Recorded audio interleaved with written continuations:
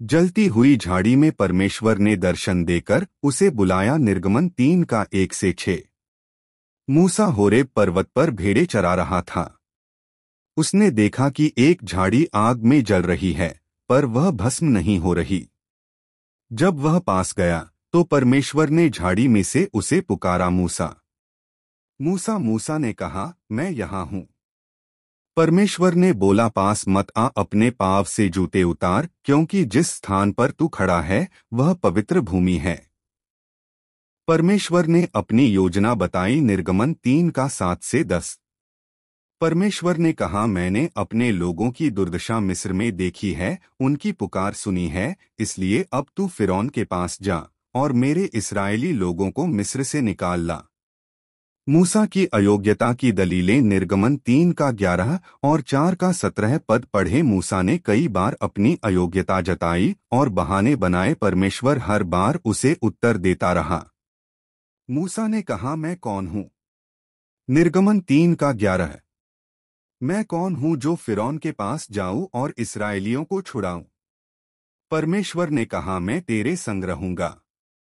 मूसा ने बोला, अगर लोग पूछेंगे किसने भेजा? निर्गमन 3 का 13। अगर वे कहें, तेरे परमेश्वर का नाम क्या है? तो मैं क्या कहूँ? परमेश्वर ने कहा, मैं जो हूँ सो हूँ। उन्हें कहना, जिसका नाम मैं हूँ है, उसी ने मुझे भेजा है। मूसा ने कहा, वे मेरी बात नहीं मानेंगे। निर्गमन 4 का 1। परमेश्वर ने मूसा की लाठी को सर्प में बदलकर और फिर वापस लाठी बनाकर चिन्ह दिया। उसका हाथ कुष्ठ से भरा और फिर चंगा कर दिखाया। नील नदी का पानी रक्त में बदलने का चिन्ह दिया। मूसा ने कहा, मैं बोलने में निपुण नहीं हूँ। निर्गमन 4 का 10। मैं मुंह और जीभ का भद्दा हूँ। परमेश्वर ने कहा, किसने मनुष्य को मुंह दिया? कौन बोलने, सुनने, देखने या अंधा होने देता है? क्या वह मैं यहोवा नहीं हूँ? तू जा, मैं तेरे मुंह के साथ रहूंगा। मूसा ने कहा, किसी और को भेज दे। निर्गमन 4 का 13 है। प्रभु जिसे चाहे उसे भेज दे। परमेश्वर थोड़ा क्रोधित हुआ और बोला, तेरा भाई हारून बोलने में निपुण है। वह तेरा प्रवक्ता होगा और तू उसे मेरी बातें बताएगा। मैं तुम दोनों के साथ रहूंगा। मुख्य संदेश।